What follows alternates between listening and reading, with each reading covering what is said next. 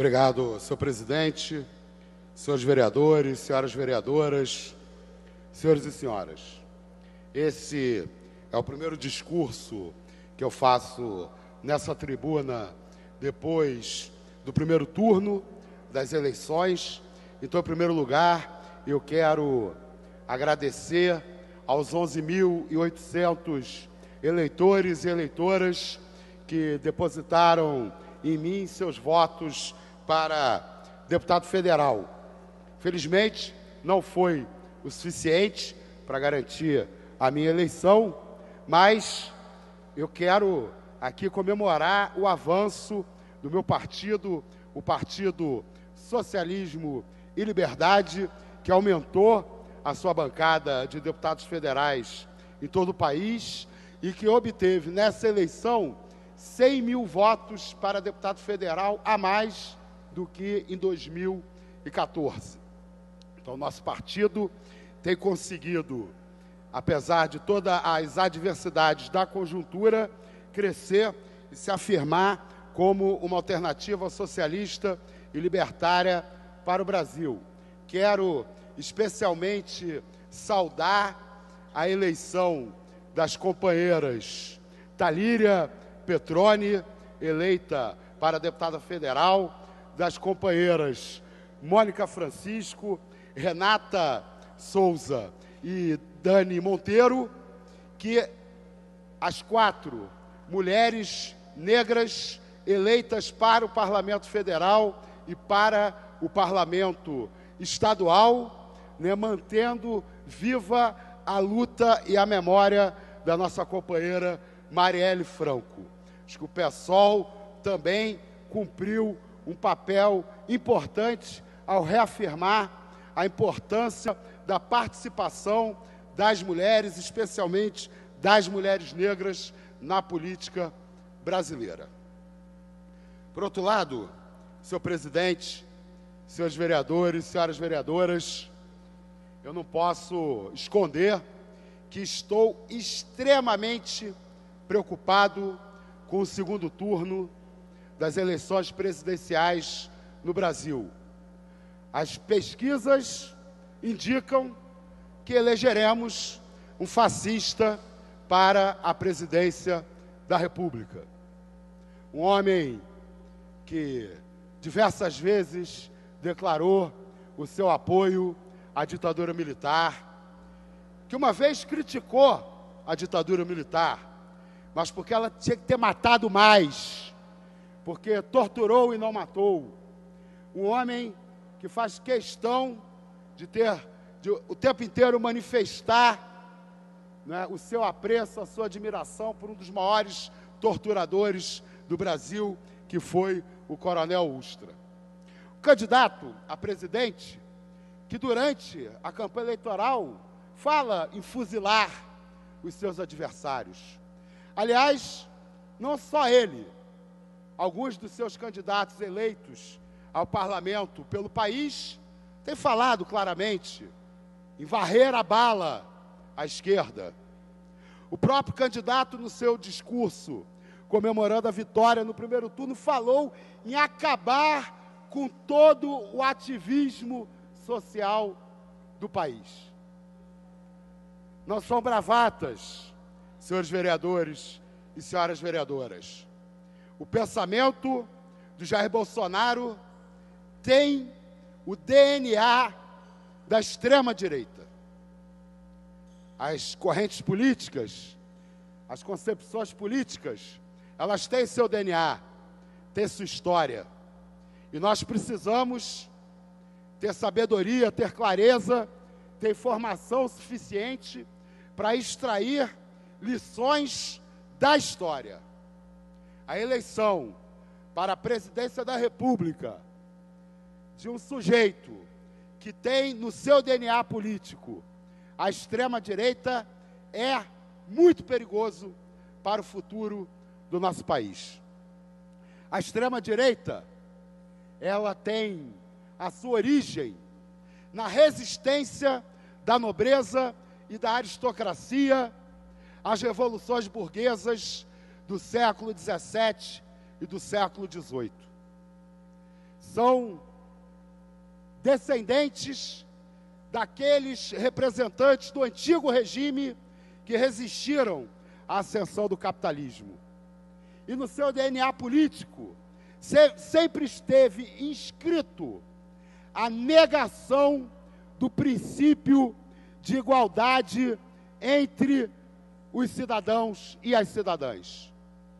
Sempre resistiram à Declaração dos Direitos do Homem da Revolução Francesa e depois a Declaração Universal dos Direitos Humanos de 1948, na sua essência mais fundamental, que é a afirmação de que todos nascem iguais e livres, de que todos nascem em igualdades de direitos. A extrema-direita nasce reivindicando que não somos todos iguais por natureza. Nobres e plebeus não são iguais. E ao longo de toda a sua história, a extrema-direita sempre renova quem são aqueles que são superiores e quem são aqueles que têm que ser banidos, varridos, exterminados. Plebeus, judeus, gays, lésbicas, comunistas, anarquistas, ciganos, vários já foram os grupos vítimas daqueles que afirmavam a superioridade de arianos, de patriotas, ou, como se fala agora, homens de bem. A extrema-direita nasceu da resistência ao princípio da igualdade entre todos e todas. Nasceu antiburguesa. Mas ainda, no século XIX, especialmente no século XX, a burguesia e a extrema-direita se encontraram várias vezes na história. A burguesia aprendeu a usar a extrema-direita como instrumento para a repressão política. Foi assim com Napoleão III, quando se utilizou de seus capangas e do apoio da burguesia para se impor. Luiz Bonaparte virou Napoleão III. Assim aconteceu com Mussolini, com Hitler e com vários outros na história. Normalmente, a burguesia lança a mão da extrema-direita quando tem seu poder ameaçado no país.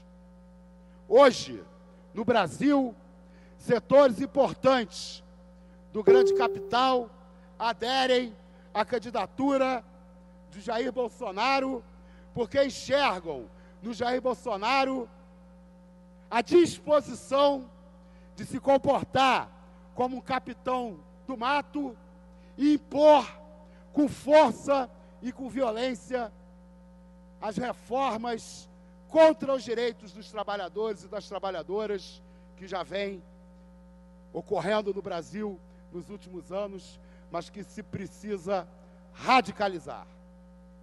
Estamos prestes a eleger um candidato que, por um lado, se apresenta como um fascista, aliás, finge que não é, mas se apresenta como um fascista, mas um fascista disposto a implementar a agenda ultraliberal que o capital deseja para o nosso país. Meu tempo já está esgotado, mas eu quero encerrar dizendo o seguinte: quando começaram os debates sobre o impeachment da presidente Dilma, eu disse aqui nessa tribuna que eu só precisava de um motivo para ser contra o impeachment da presidente Dilma. O vice-presidente é o Michel Temer. No segundo turno dessas eleições, eu só preciso de um motivo para votar Haddad 13 para presidente. O adversário é Jair Bolsonaro. Eu não quero nem discutir as qualidades e os defeitos do adversário do Jair Bolsonaro. Ele é um fascista igual ao Bolsonaro? Não, então é nele que eu voto. Qualquer candidato que tivesse ido para o segundo turno, com exceção do Cabo Daciolo, que é tão ou mais fascista do que o Jair Bolsonaro, teria o meu voto no segundo turno nessas eleições. Então eu quero aqui declarar o meu voto em Haddad 13, porque eu quero ter o direito de fazer oposição ao governo federal. O capitão do mato, Jair Bolsonaro, já declarou que quer acabar com todo ativismo social do país. Ou seja, ele é um candidato a presidente da República que não admite sofrer oposição, que ameaça com ditadura e com morte aqueles que o enfrentarem na oposição. Em nome da democracia, em nome do meu direito de ser oposição, eu vou votar naquele candidato a presidente da República que eu tenho muitas discordâncias, mas que não ameaça a minha vida, nem a vida de ninguém, nem nos seus discursos, nem na prática. Haddad 13 pela democracia, fascismo não, Bolsonaro é fascista, Bolsonaro é levar o Brasil ao abismo da violência política. Agora, quero avisar aos conservadores que estão apoiando Jair Bolsonaro. Em primeiro lugar, disseram que o Hitler falava bravatas, que ao ganhar as eleições ele não faria o extermínio de judeus, nem nada daquilo, das bravatas. Ele cumpriu.